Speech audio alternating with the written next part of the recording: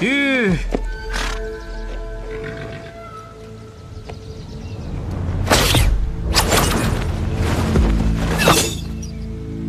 有毒。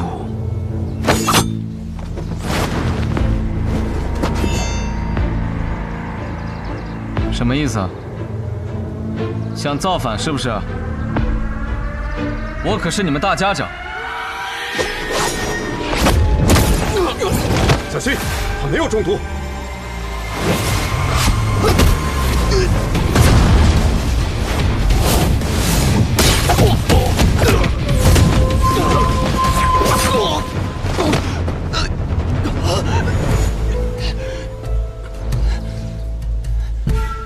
雨墨和昌黎他们呢？那些支持你的人都被下了毒，如今已经被圈禁起来了。是苏兰丹动的手啊！哼，还真是小瞧他。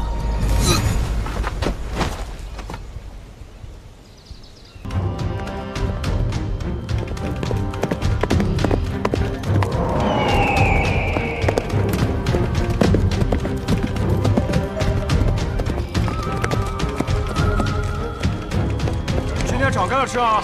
要多少有多少，听见没？两位兄弟，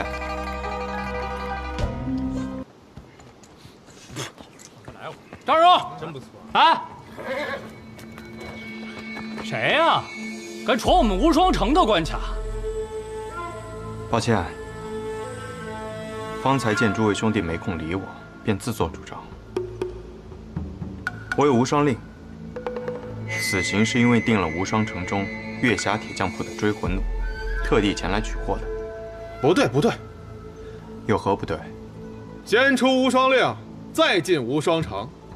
如今你已经过了3个马身才拿出无双令，顺序不对呀。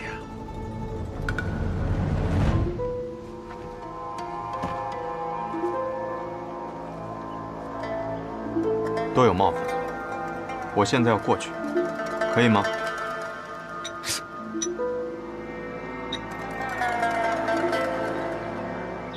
这人死了，还能站起来吗？树做成粥，还能种回去吗？这米煮成粥，还能炒饭吗？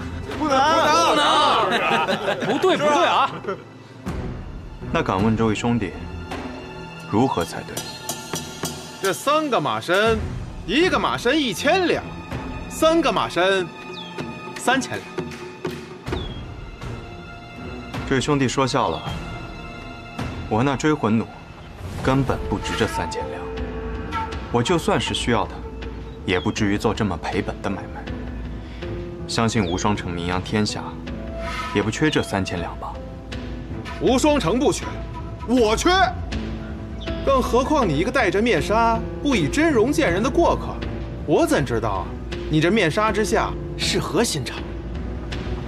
抱歉啊，我自幼身染奇疾，面部不能暴露在阳光之下，不然会长红疮，故常戴面纱出行，还请见谅。那行吧，看你可怜，300两。哎，少1个子儿可都不行啊！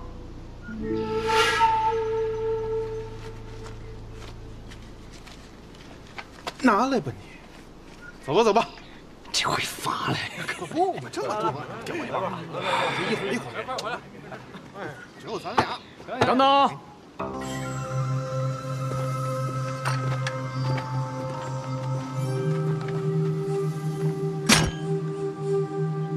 又有何指教？你刚才那声叹气是何意思？只是觉得惋惜。昔日天下第一大派无双城，设了这么多关卡，竟是为了勒索他人。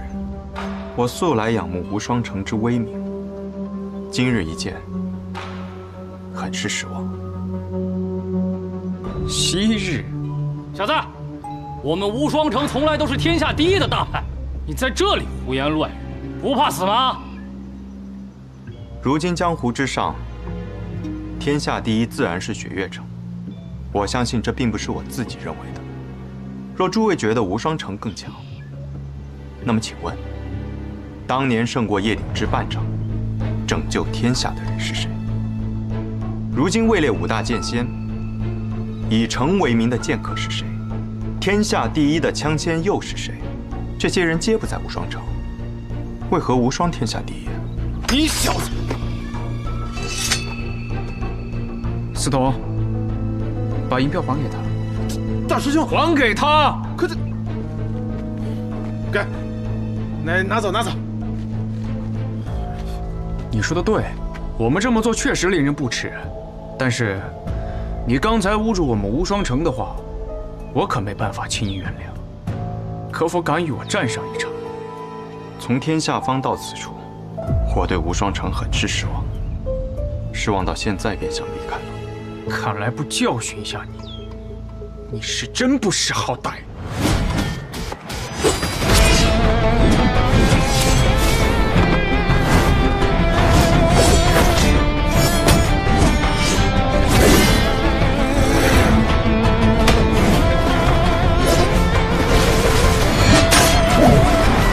金眼枪，大师兄不可啊！若真闹出人命来，我们也……愚蠢，竟然敢跟我对场！看看愚蠢的那个人到底是谁吧。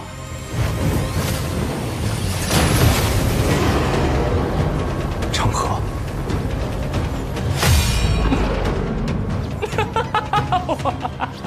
哎呀，没想到啊，这暗河之中除我之外，居然还有这般大逆不道之人啊！你居然也偷练炎魔掌了？什么叫偷练？按照现在的结果看，我这叫提前练。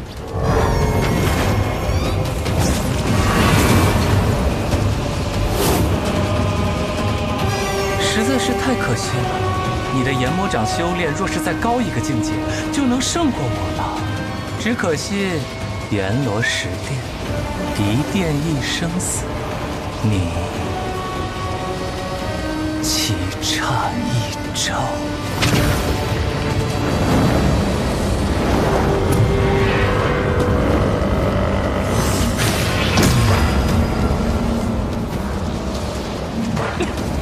该死！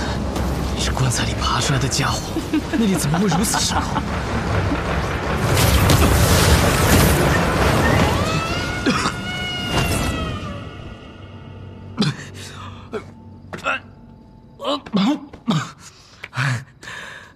狼狈了。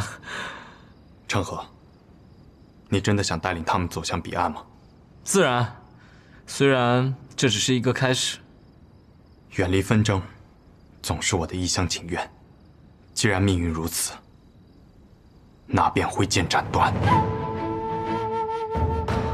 握住这柄绵龙剑，成为第一个以无名者身份继任大家长的人。你终于想明白了，我们两个生来就是要与命运抗争到底的人。你说挥剑，那便挥剑，不死不休。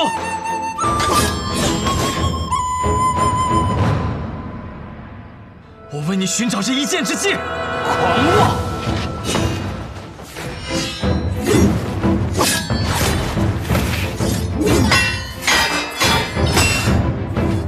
渊，若只有出一剑的机会，便闭上眼睛，相信自己内心最坚定那一刻的判断。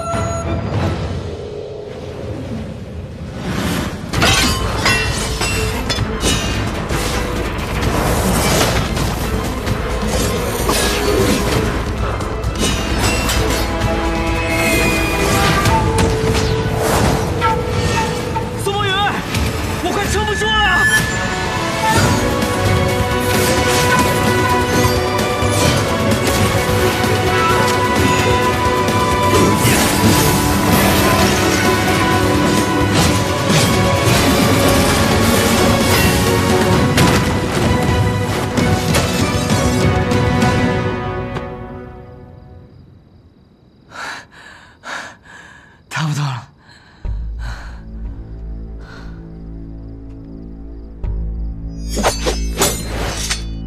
方才那一剑伤了你的心脉，若你执意再战，必死无疑。你们两个叫什么名字来着？苏沐雨。老子苏长河。很好，一听就是要名扬天下的名字。我们还会再见的。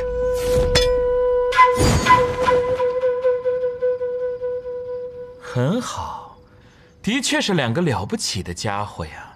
那便期待我们的下次重逢。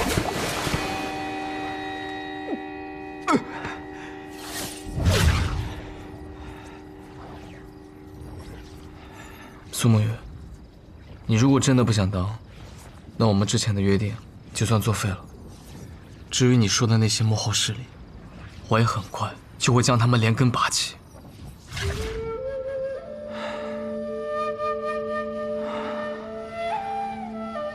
好，但阎魔掌这门功法太过危险，一不注意便会反噬己身。你以后还需万分小心。我们走到今天这一步，真的很不容易。不过，我还是会继续走下去的。长河，我知道你要说什么。我会向外界宣布，从此之后，暗河便没有执三鬼。我会铲平提魂殿，这样就不会有人下达追杀你的手术。那些你想要带走的家人也是一样。你说过你喜欢南安，我在南安城置了一处大宅，是我这些年偷偷攒钱买的。你到南安城去找守月钱庄的掌柜的，他会把地契给你。院子的地下埋了1万两白银，你若是没钱了，就拿出来用。以后每年秋日，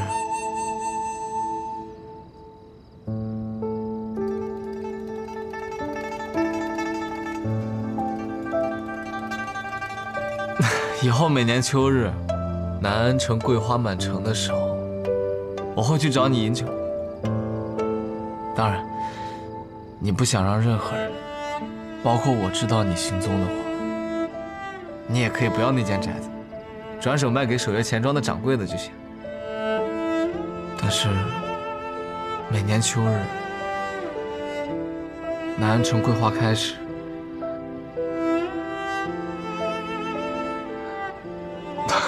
我还是希望能与你重逢一日。长河，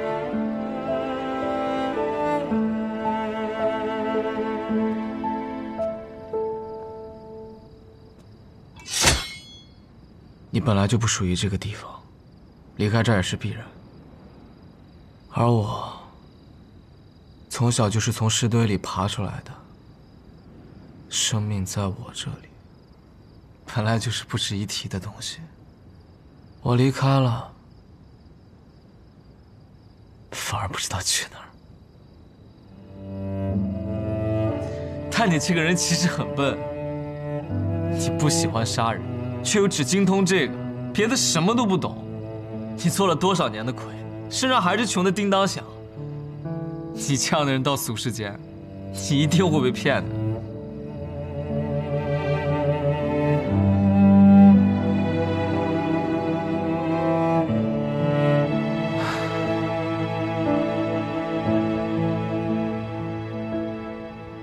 再见了，苏沐雨。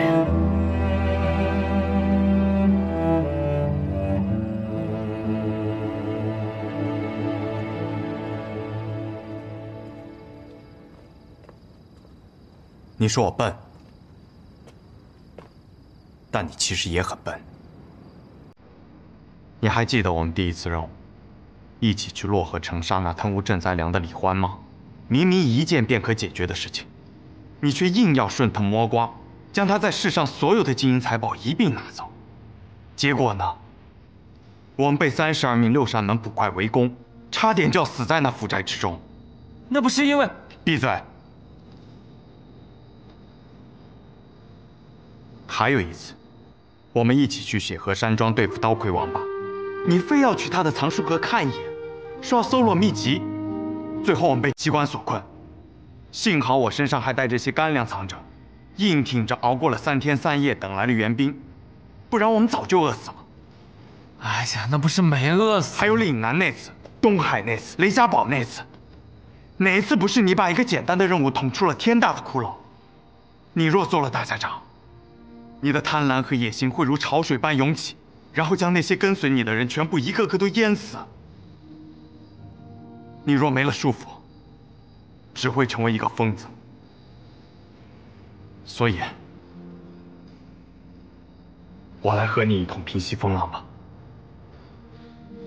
当年的约定作书，只是身份要换一下。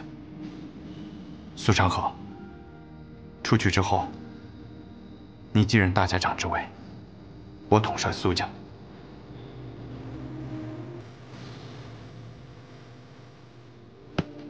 我陪着你，我们一起带来一个新的安和。好。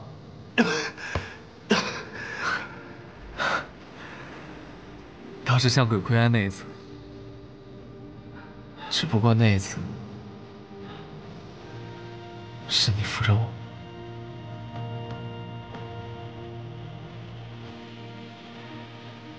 所以有些事情总是要还的。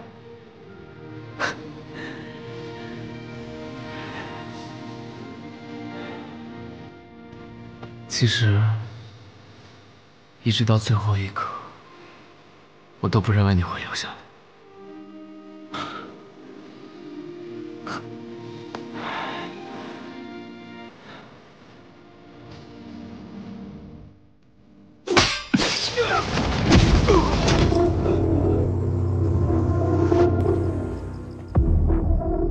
当年，血月城3城主司空长风一枪便破去了百里孤虚大阵，想来是有无上神威啊！我一刀挥下，却只能见面前3尺清净。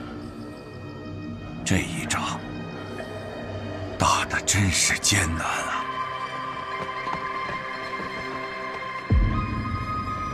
木子哲还是跑了，剩下的穆家子弟和谢家子弟都已经投降了。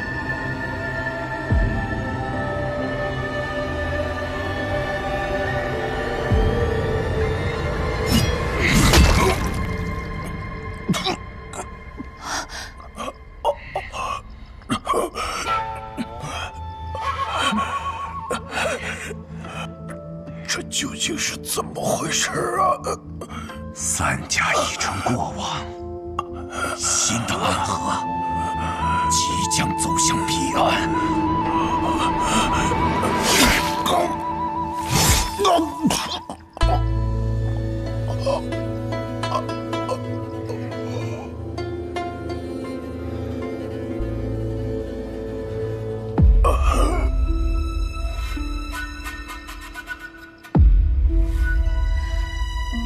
去和苏长河他们会合吧。哎，老了，算计人心这种事，苏长河这个小子还真是算无一策啊。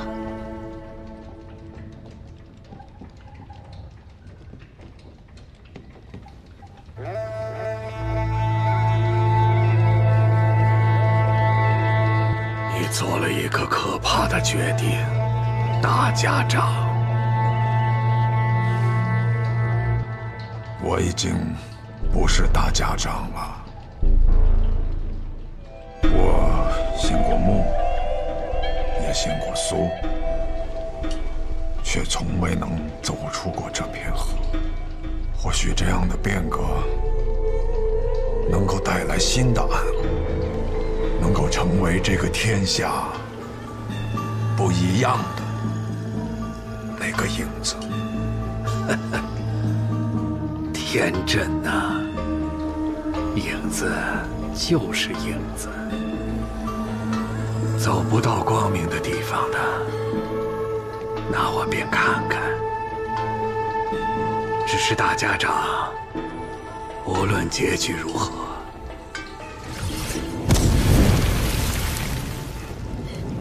你都看不到了。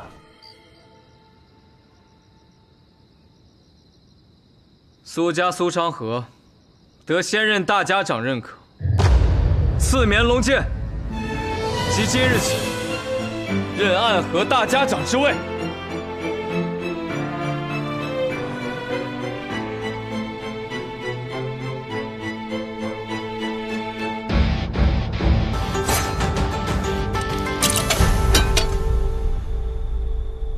说给员外那位听的话我已经说完了。苏沐雨，我们该执行自己的计划了吧？长河，我无法背叛大家长。愚蠢！这次三家铁了心要谋你，我会为你铺好路，你只需要做好握住绵龙剑的准备。你怎么这么多年了还没有明白这个道理啊？你永远都是这么天真。大家长与我二人皆有恩情。恩情？他们培养我们是为了替他们去杀人，我们之间并不存在这可笑的东西。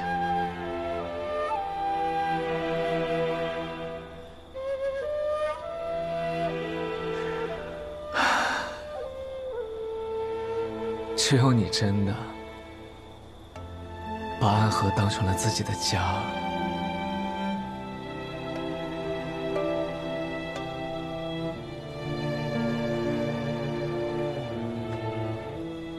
而我却始终做不到这一点。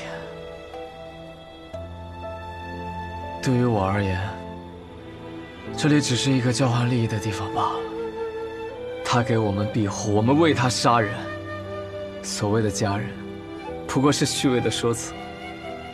苏沐雨，哲叔就在外面，若我们一起动手，你还能活下去吗？若哲叔与你联手，我自然不是对手。但凡事总要一试。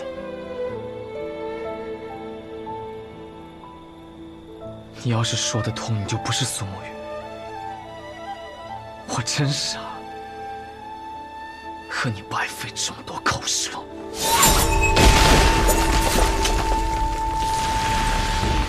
慕白，在里面偷听的可还痛快？你是怎么发现我的？因为那个让你来此候着的消息，就是我给你的。哼，咱们都是同族，就该互通有无。谁跟你是同族？苏长河，你给我等着！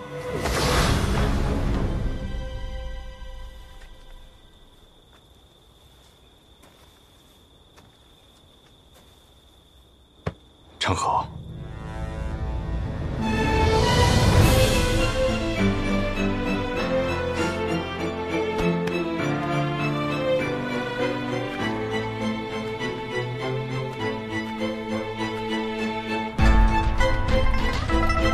开弓没有回头箭，大家长这次一定会死，我也一定要拿到灭龙剑。所以，好好想一想我们当年的约定吧。苏沐雨，你去做暗河的魁，以后成为大家长，统帅三家，而我留在苏家，继承苏家家主之位。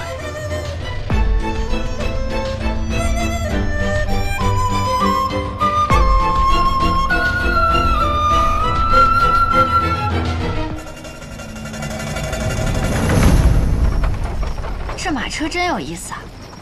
如此之大，却能行驶平稳；如此之重，却能日行百里。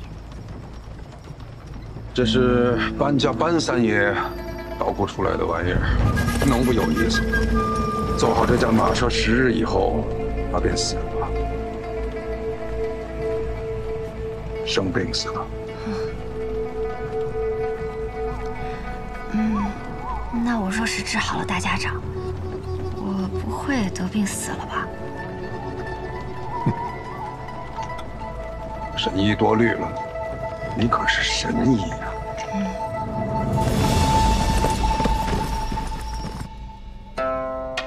暗河之乱已经开始，不出10日，我们便会得到一个结果，让暗河的水蔓延整个江湖，涌入天启。长河，或许这一次，你我要对彼此真正的拔剑了。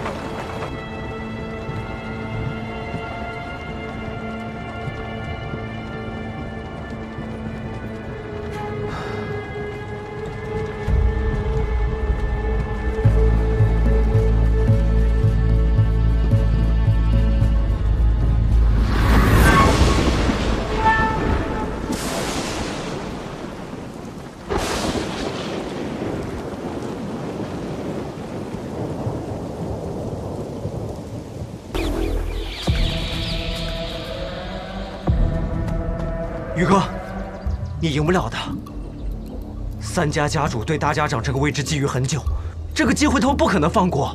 即便大家长最后把生医好了，他们还是会不惜一切代价把他杀了。这是个必死之局。即使死局，那么长河他到底想做什么？他想改变暗河，跨过暗河，便能到达彼岸。彼岸之处不再是长夜，而应有光明。和我们联手吧。大哥的意思是，让大家长在一个合适的时机死掉。死之前，他把绵龙剑传给你，你执掌暗河，而他则去扫清苏家的障碍，成为苏家家主。到时候其他两家再有不满，你们便联起手荡平暗河。宇哥，抱歉，我有我的选择。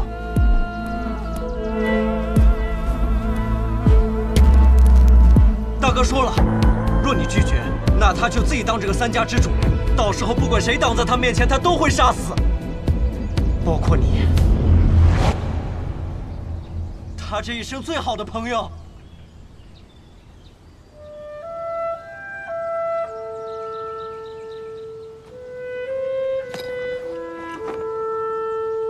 木雨，道阻且长，行则将之。驾！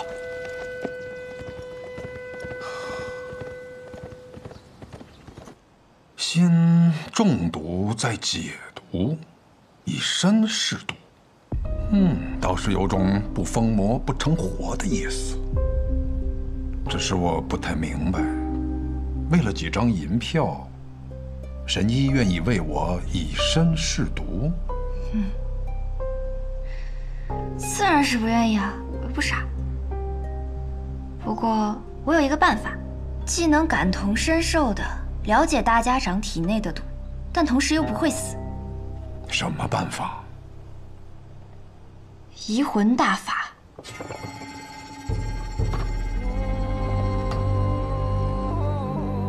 药王谷的秘术移魂大法，若是一旦对某人施用此法，就能和他无感共识。他的过往和此刻的想法，都无法逃脱施用者的眼睛。若是遇到意志薄弱者，甚至能彻底占据他的意识。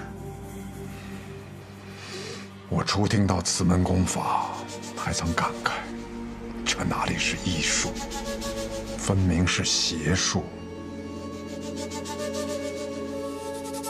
确实，医者行医，治的是人身体里的毛病，而移魂大法却能治人心病。不过我这次对大家长施用移魂大法，为的是彻底去除你体内的毒。至于大家长你心里想的那些嘛，我可以试着不去看。若是一旦施用移魂大法，那我的性命自然是全在我白鹤怀的掌控之中了。届时只要我想，可以随时杀死大家长。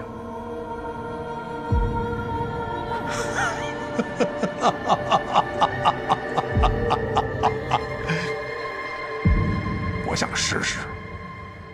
大家长能活几日就让他活几日吧，反正我们抓紧时间找机会，先把那小神医给杀了就是。大家长和那个神医有地质摄效保护，你那么有信心？哎呀，我派人传了封信，去向了北面那座皇城，里面有一个人出身唐门赫赫有名，是唐二老爷最亲近的弟子。九江琵琶亭内3道暗器震惊天下，是可以与司空长风、百里东君等人齐名的高手。唐灵月。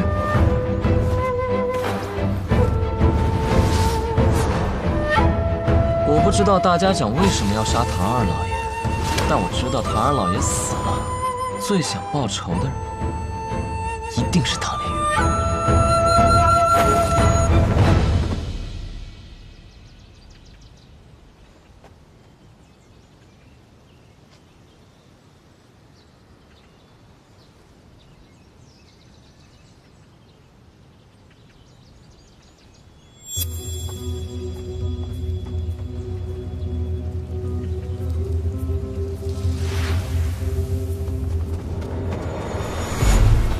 护送大家长离开，快！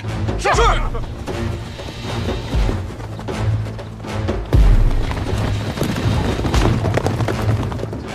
难得有片刻喘息，又要赶路逃命了。等你治好我，便无人敢来了。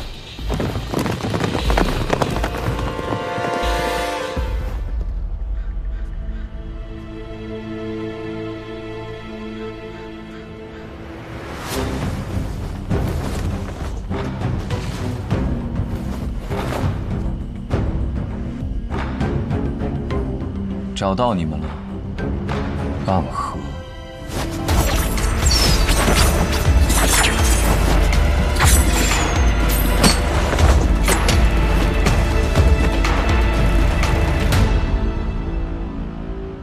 龙须真，你是唐门的人？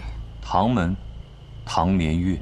唐连月，原来是天启城4守护之一的玄武使啊！我要找的人不是你。 你们大家长在哪？我要见他。纵然你是玄武使，但这里一不是天启城，二我们暗河也不听朝廷的指令。大家长岂是你说见就能见的？我并不是以天启城玄武使的身份来的，是以唐门弟子的身份而来。你们暗河的大家长杀了我们唐门的二老爷，这笔账。 我来负责清算。这个消息，玄武使是怎么知道的？如果是子虚乌有的事儿，那该如何呢？想必你们大家长早就走了，留你在此处断后，与我说这么多，不过是想拖延时间罢了。想走？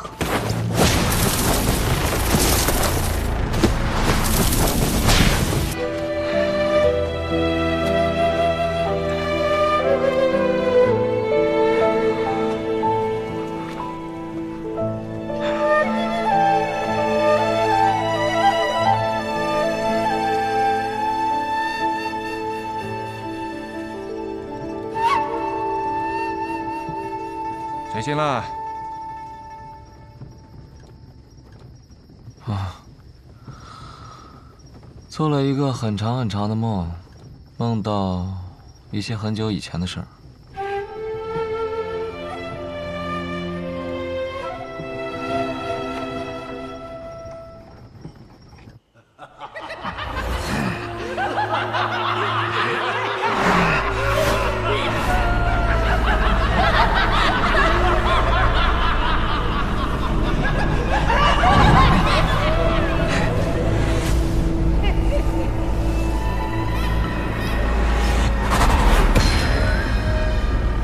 邪魔外道，无尽无身。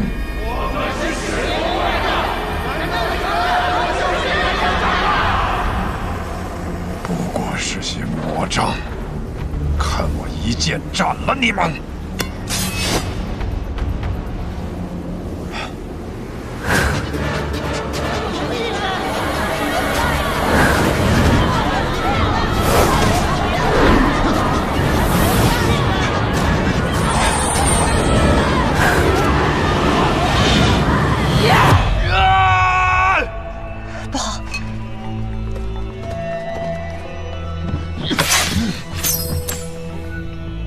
大家长，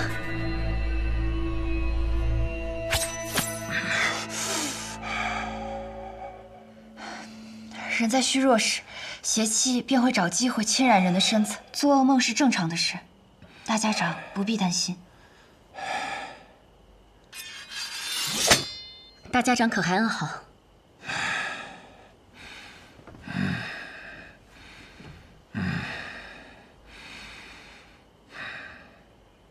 毛头，是。神医啊，你此生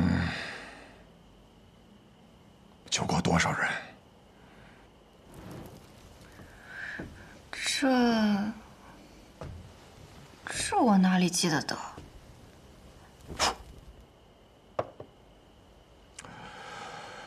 加上唐二老爷，我此生杀过832人，很多人，我甚至不记得他们是谁，但心底里总会有一个声音告诉我，那是我杀过的人。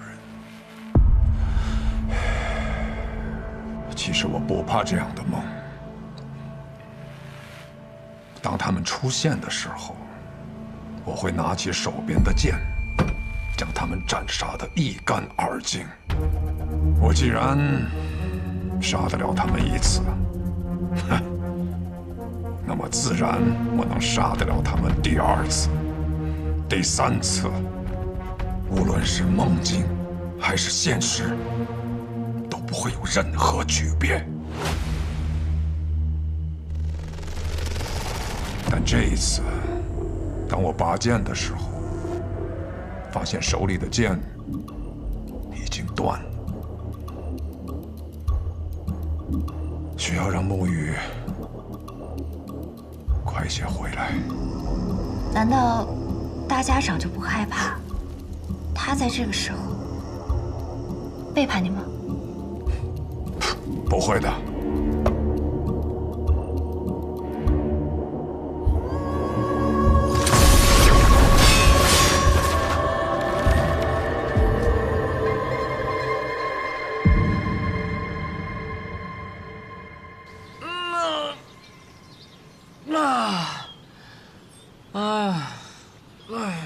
坐了许久的马车，累了。小长河，你这个样子能追到鹰，你到底是什么安排啊？追得上，大家长此行北上，无非就是想拖延时间，按照他的手段。老爷子有没有事儿我不确定，但是我们这一批跑腿的，定是要被他清算。所以在我这儿，大家长必须死。然后呢？我对于苏沐雨的安排，应当已经到了，让他见见几个故人，拖延一下他追上大家长的时间。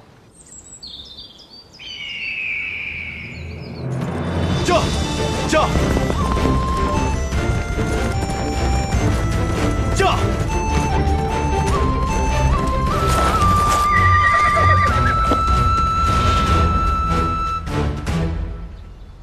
昌黎，宇哥，好久不见了。昌河派你来的？啊，是大哥让我来的。他说让我拦住你，实在不行，就哭到你心软。他是不是觉得我不会杀你？他自以为能猜透我的心，可我杀过这么多人，我也有无法控制住自己杀心的时候。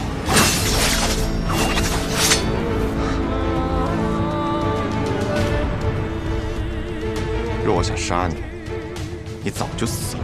这，宇哥。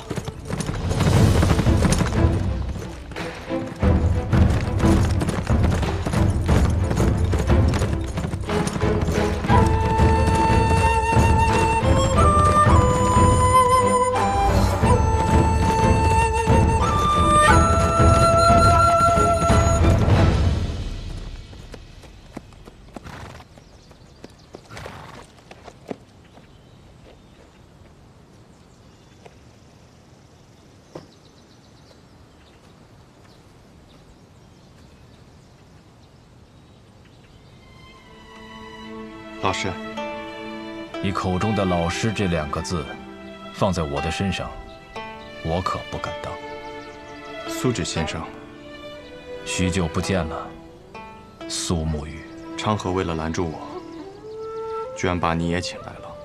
不必怪昌河，是我自己想来的。我想此事之后，或许我们便没有相见的机会了，就自请来此见你一下，顺道下一局棋。我在赶路，没有时间。若有机会再见先生。回到暗河，我定去藏书阁拜会。若我没有做到让你下完这局棋，昌河或许会杀了我。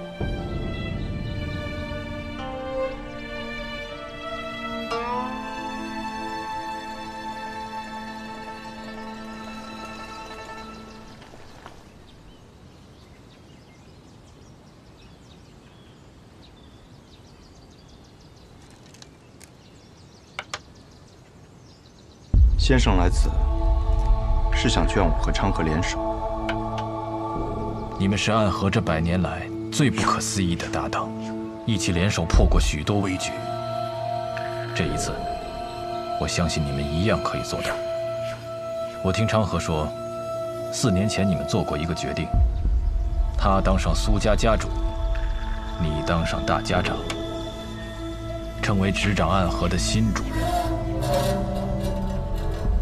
那他有没有说过？我并没有回答他的决定。大家长他值得你这样做吗？这个问题的答案重要吗？沐雨，当你用一个问题来回答另一个问题的时候，就代表你的内心并不坚固。可这问题没有答案，只有选择。我在苏家待了将近10年，昌河与我更是从同一座炼炉当中走出来的师兄弟。准确地说，我们都是家人。昌河那样的人，可不会把老爷子他们当作家人，他只是把你当作家人。可如今我是魁。我的父亲曾教过我，承诺是比生命更重要的东西。先生您也说过，没了承诺，收了钱的刺客便会因为更多的钱而转头去杀自己的主顾，那么到最后秩序变乱了，刺客便没有存在的理由，暗河也没有存在的必要。你很聪明，但有时候太过于执拗了。已经沦为杀人的棋子，若心中还不存在点执拗，那么活着也像是死了。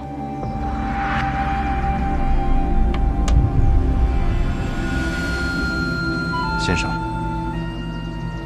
你败了，告辞。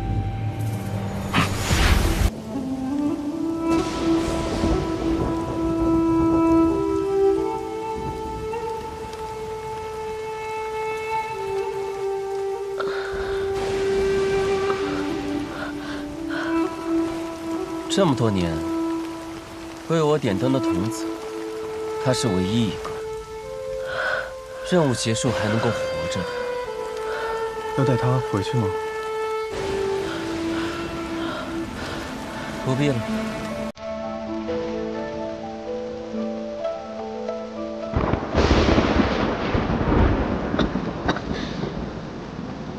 都快死了！17号。欠你一只手，还你一条命，算你赚了。多少暗涌的情绪，不舍的挣扎，漫漫长夜中寻觅挣扎痛的憋气。你怎么会在这里？我偷听到你们的任务点，私逃出来寻你。我来接你回家。那地方运动算是假吗？有家人等候便是假。你弟弟还在哪里？如同宿命随波往，点缀着谁能趟过黑暗的河？哪里会有彼岸穷尽一生唯一点光，心尽颜色。辗转悲欢离合，恋恋不舍，思念在夜里醒着，心不由我，情字总无法逃脱。怎么总把自己搞得这么狼狈？阿山每次都会及时出现，我狼狈点儿，也没什么问题。鬼哭院的试验马上要开始了，各家主唤我们回去。这一天终于还是来了。哪里会有彼岸穷尽一生唯一点光，倾尽颜色。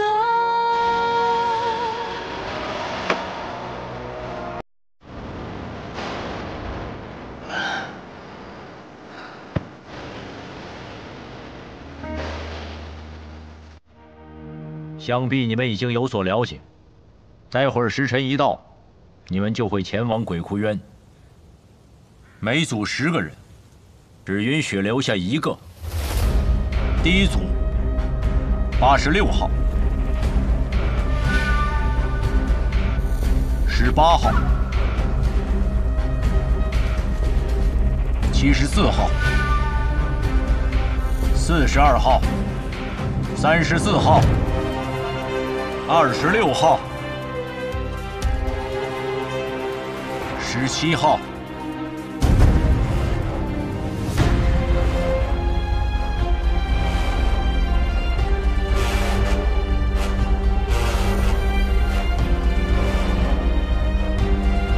第一组的最后一位，63号、63号。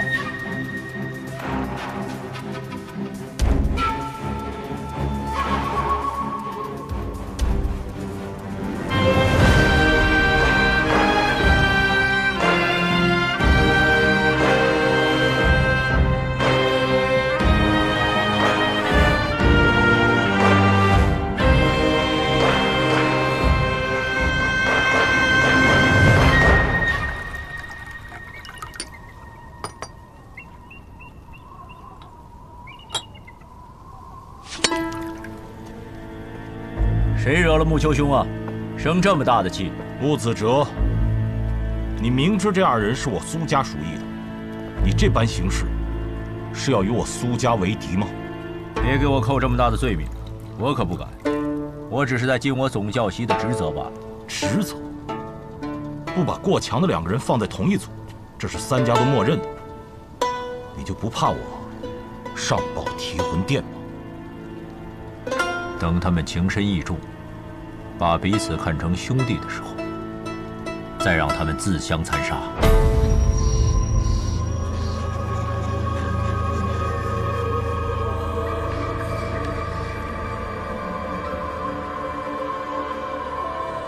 合作在一起，不要走散了。看起来也没有办法与你走散了。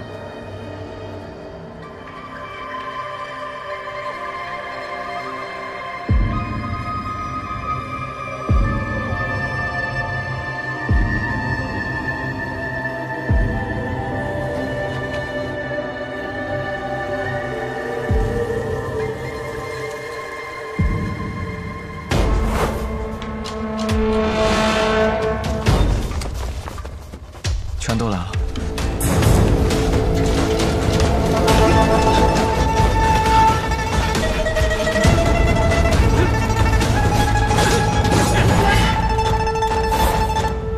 谁都知道你们剑术高超，与其1对1跟你们单打独斗，还不如合力把你们都杀了。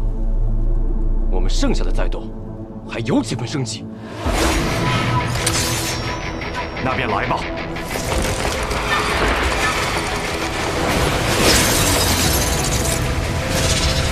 八戒阵，刀剑合十，攻守皆备，决一切生机。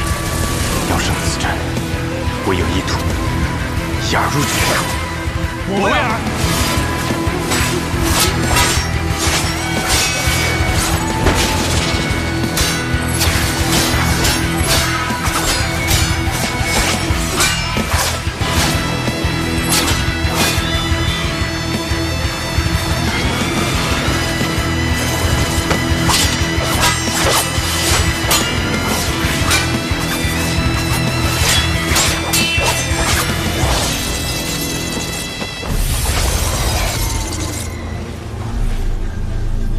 要破八戒阵，唯有牺牲一人才能找到突破之口。我们两个同时上，算怎么回事？我知道，我来。那我走了。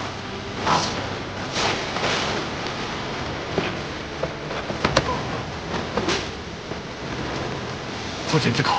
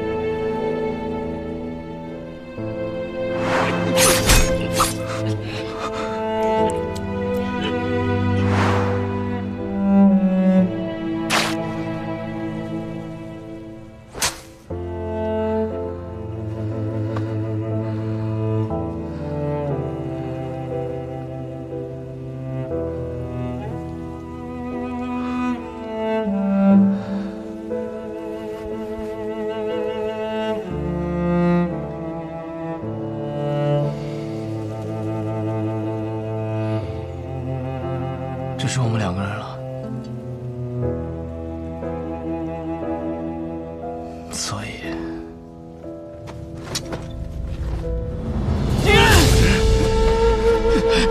你疯了吗？你这疯子，停下来！我跟你说过，你的恩情，我迟早会还的。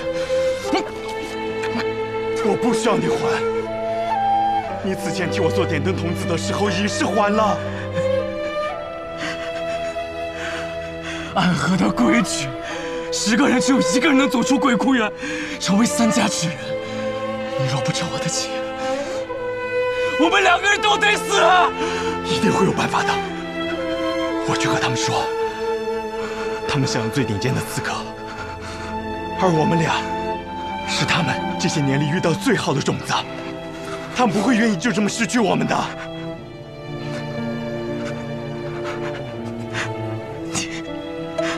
你太天真了。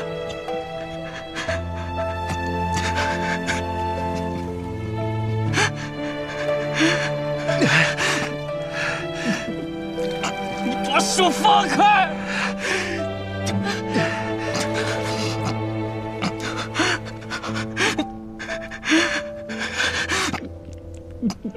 你把手放开！只要足够强，便有资格天真。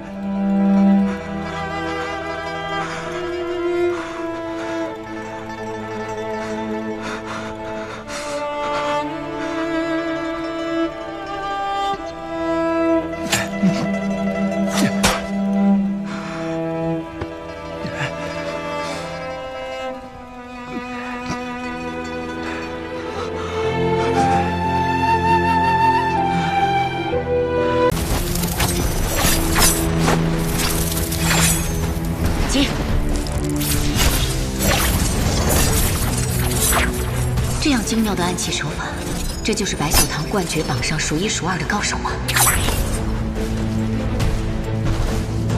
荧惑纸蝶和幽冥珠，你是暗河木家蜘蛛女。我不喜欢这个代号。小伎俩，你以为以荧惑纸蝶为掩盖，让这幽冥珠悄悄接近我，你毒丝偷袭，我就不会发现吗？真是自以为聪明的傻子。你在幽冥珠里放了什么？自然是霹雳堂雷家的霹雳子了。你怎么会有雷家的霹雳子？早年执行任务路过霹雳堂，很多雷家的少年郎都曾拜倒在我的石榴裙下。当然是他们双手奉上来，讨我欢心的。不过，我跟你说这些做什么？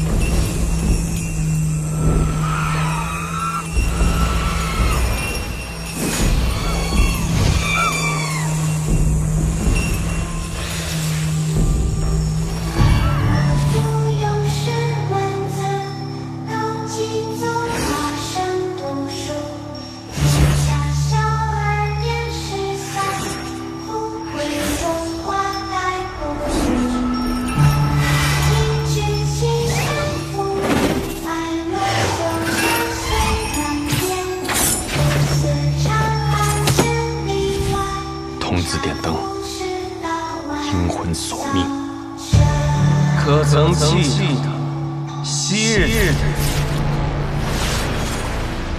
也差点做这灯的筒子。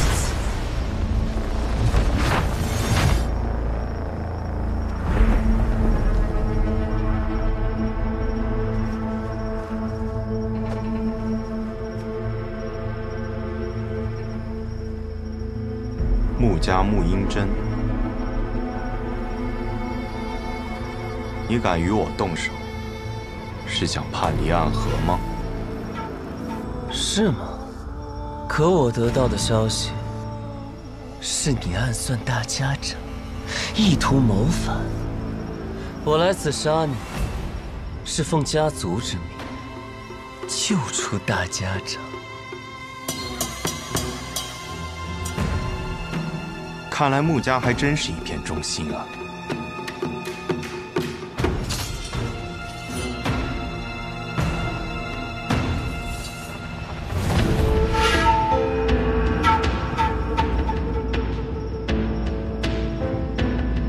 素闻纸伞鬼苏沐雨最强的剑法乃是18剑阵，可看你现在这个架势，似乎是觉得我没有资格同时见识你那18柄剑了。你确实没有资格。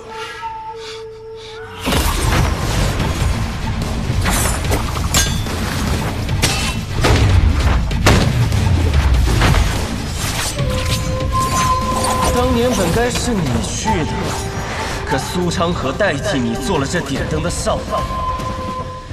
按照我的计划，他们应当都要死掉，可他却被你救了。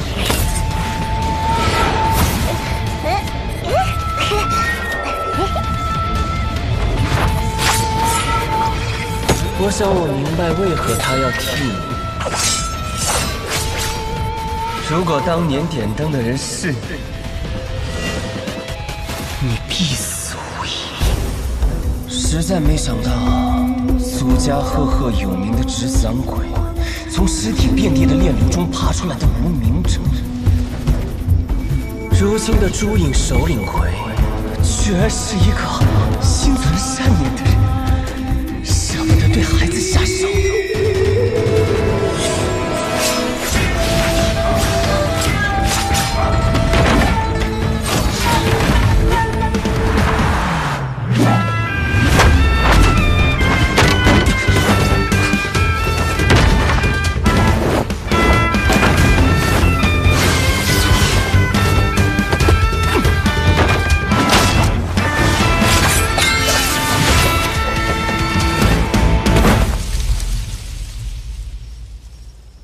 你的剑并没有想象中的快。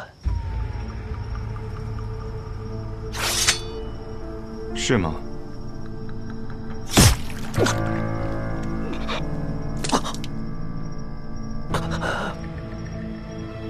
不可能！我明明挡下了那一剑。这世间我想杀死的人不多，但可惜，你便是其中之一。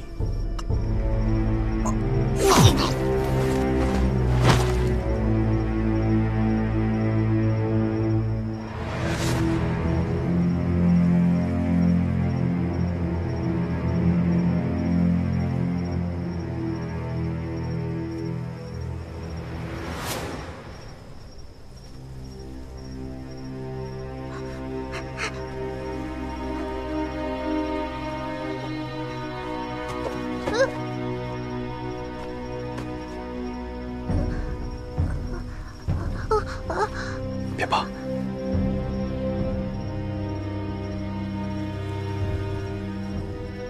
先找个地方和你的同伴们躲起来。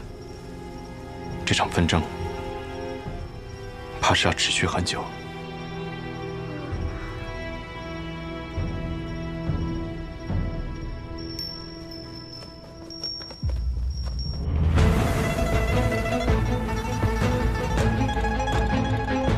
看来天启城的守护使也不是那么难对付。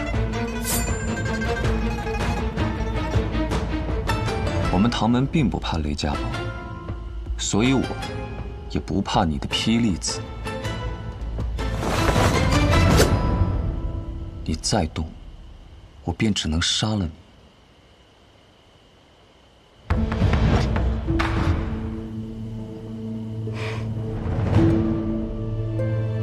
听说玄武使的指尖刃上沾过一位王爷的血，怎么现在杀起人来，却这般犹犹豫豫的？我不想杀人，即便你是暗河的。哦，我还以为是玄武使怜香惜玉，舍不得动手呢。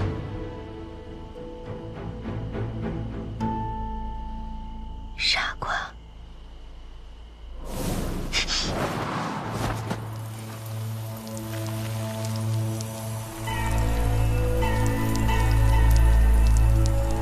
早就听说暗河穆家精通各种鬼术，今日一见，果然如此。九江琵琶亭，唐门唐连月，三道暗器名扬天下，我对玄武使也是敬仰已久。方才我便不该对你留情，中了你的媚术。媚术？什么媚术？你既知道我在九江琵琶亭内以三道暗器名扬天下，那么你知不知道这三道暗器是哪三道？坊间倒是有传说，三道暗器都是你自创的。至于是哪三道，还未曾听过。不必听过，你马上就要见到。别乱动！再动，我的那些蜘蛛就要将你吐成一个冰人了。再搭上一些幽冥珠，保证你被炸得尸骨无存。那便试试。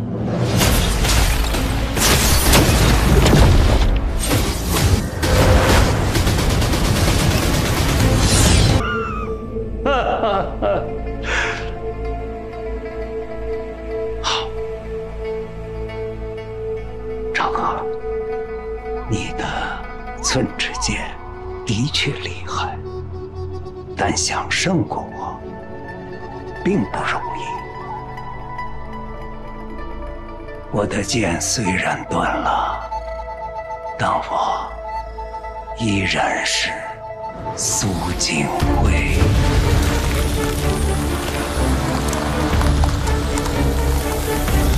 五爪之虎，无尽之龙，不在话下。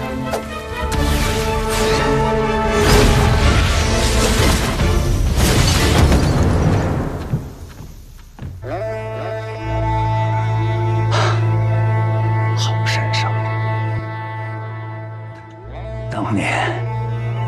是我苏家，你们俩早死了。鬼哭渊是沐雨背着我爬出来的，大家长那一剑是他自己接的。我们毫无选择地进入了暗河，但我们会自己踏入彼岸，而你是旧时代的义务。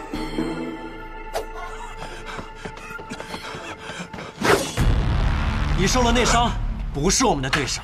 苏长礼，暗河的天要变了。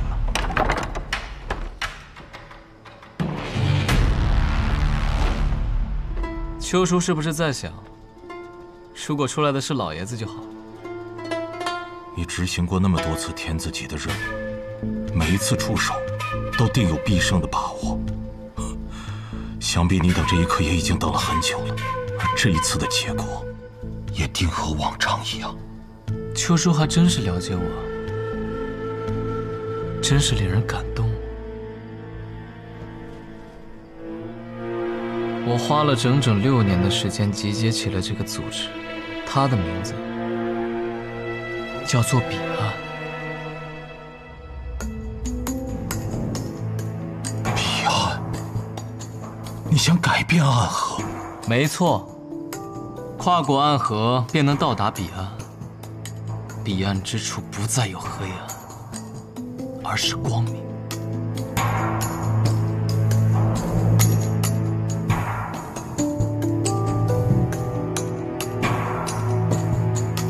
听起来很振奋人心，不是吗？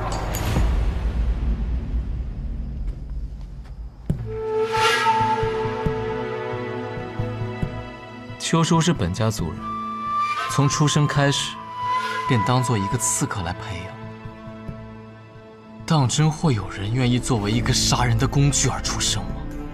为什么世人能沐浴阳光，而我们3家的族人却只能居于黑暗？难道你真的没有想过要改变这些吗？我自幼被迫学习杀人技法之时，自然想过这些问题。可这么多年过去了，你我的双手早已沾满了鲜血，又有何脸面去谈改变这些？是啊，所以我虽然觉得你是我的同道中人，却没有将这戒指送给你，是因为我觉得你虽有觉悟，但你早就已经丧失了勇气。而我们不一样，我们还年轻，就像那小说话本里说的，我们正当年，我们离那个热血沸腾的年纪还不算远，我们还记得未曾远去的少年之心、少年之志。既然我们胸腔当中还有少年之心在跳动，那便不惧、不悔、不服。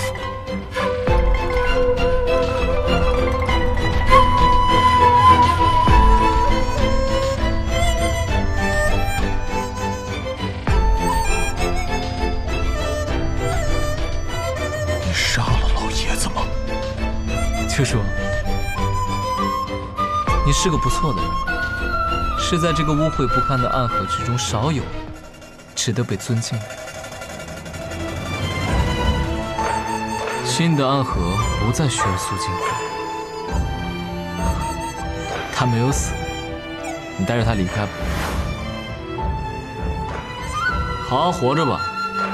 或许有一日，你再在江湖上听到暗河的名字，会有一些惊喜。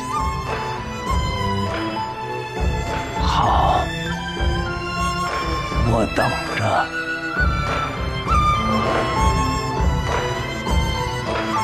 再见了，邱叔。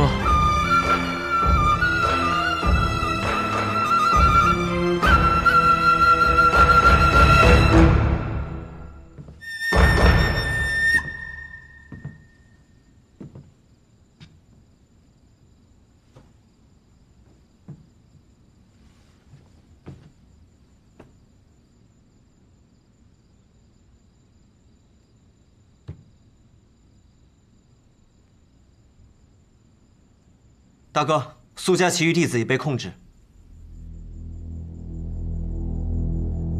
为什么不杀了他？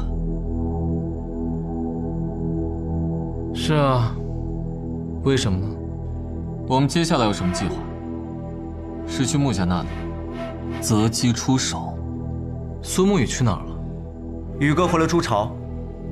那我们就去朱巢。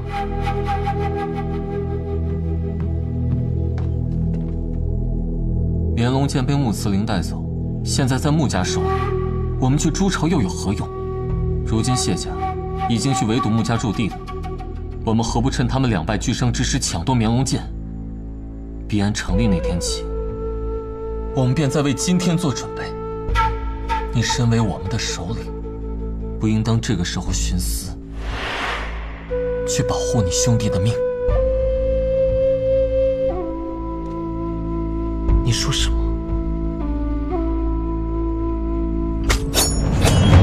大战在即，不要起冲突。你若杀了我，又何谈新的暗河？你难道现在还想将大家长的位置留给他吗？你给我听清楚了，依据苏沐雨的性格，除非他死了，不然无论如何都会把那把剑追到手。他既然选择没有去追穆慈灵，而是回了朱巢，那就说明那把剑一定有问题。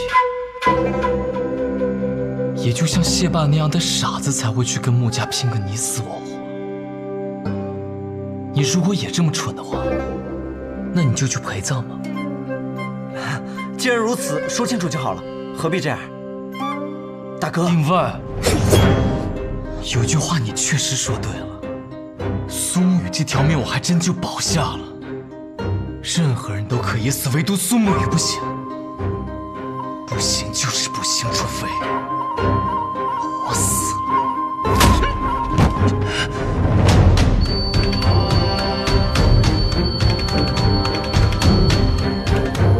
你们在朱巢门口等我。是。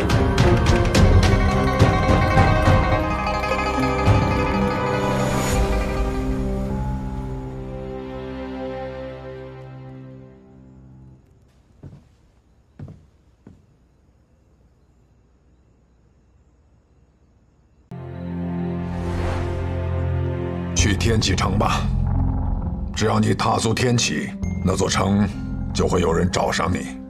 以你的本事，你可以越过这些人，找到你秘密的所在，将这里的钥匙交给守护你秘密的人，他会为你和苏昌河打开属于你们两个的盒子。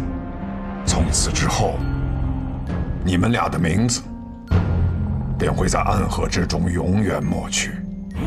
还有，你一直想知道的无间城覆灭的秘密，也在其中。这真的是你想要的吗？离开暗河，拥有真正的自由。你如此拼命地保护大家长，就是为了这两把钥匙。如今三家之乱已经不可调和，我们可以趁势解散暗河，这样我们不仅能够得到自由，所有人都能有一个选择的机会。原来这才是你的计划。你利用三家的争斗，削弱权力争夺者的力量，最终带着和你有一样想法的人离开暗河。哼，苏沐雨，你倒是比我想象的聪明。不过，我也有一样礼物要送给你。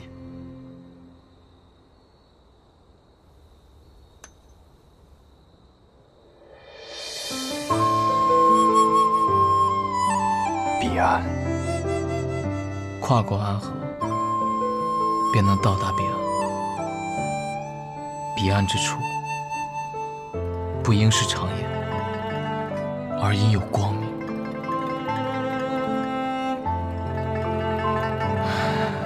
还记得当年你我一起出完任务，路过苍兰江的时候，那一天你望着江面问了我一个问题，说我们何时才能到达彼岸？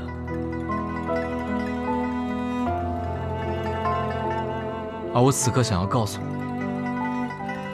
就在今夜。可这一夜，会是暗河的血之夜。鲜血才是改变的开始。苏沐雨，你太良善了。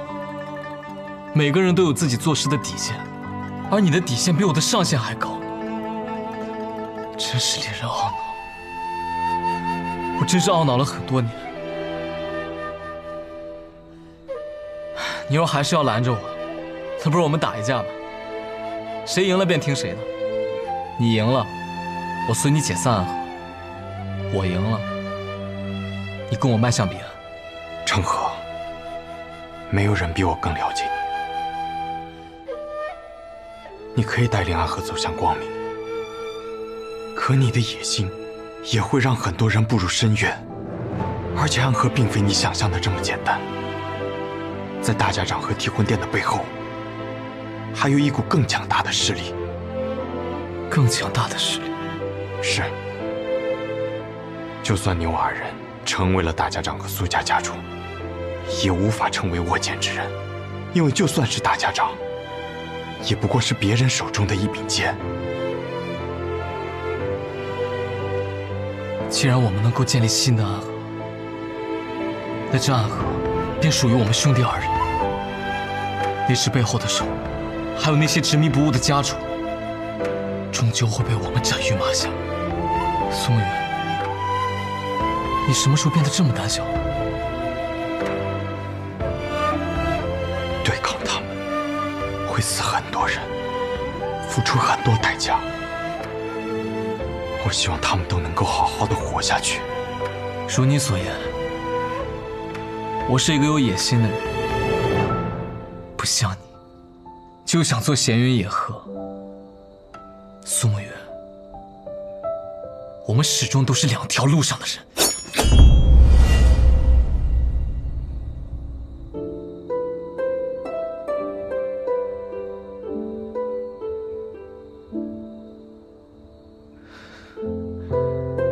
你说你想在暗河里做个好人，这很天真。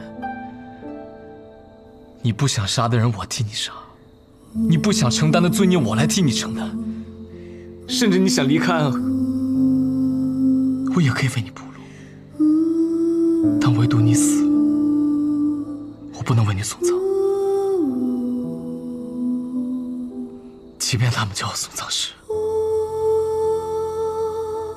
还记得你我二人走出鬼窟院时，我对你说过的话吗？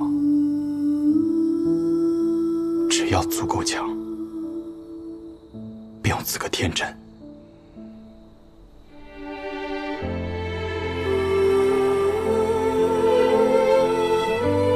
现在的我，又何尝不是另一种天真呢？雪月剑仙，你觉得如何？李城主，许久未见了，苏沐雨。我师弟说，暗河大家长之位的易主会影响江湖，所以让我来九霄城看看。他说，你当大家长才是最好的结局。等我杀了穆明策，夺取绵龙剑，一统三家，他不想当也得当。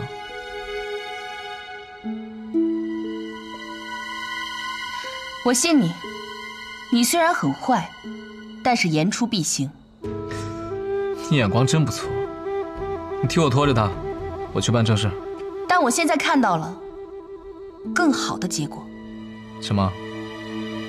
苏沐雨说的解散暗河，这个江湖没有暗河，才是真正的好，大好。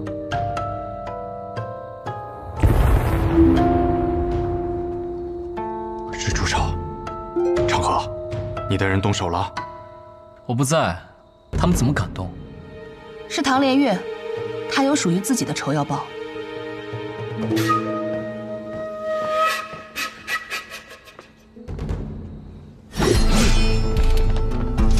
天雷无望，可惜今夜天晴无云，不然引雷而下。大家长，你已经是个死人了。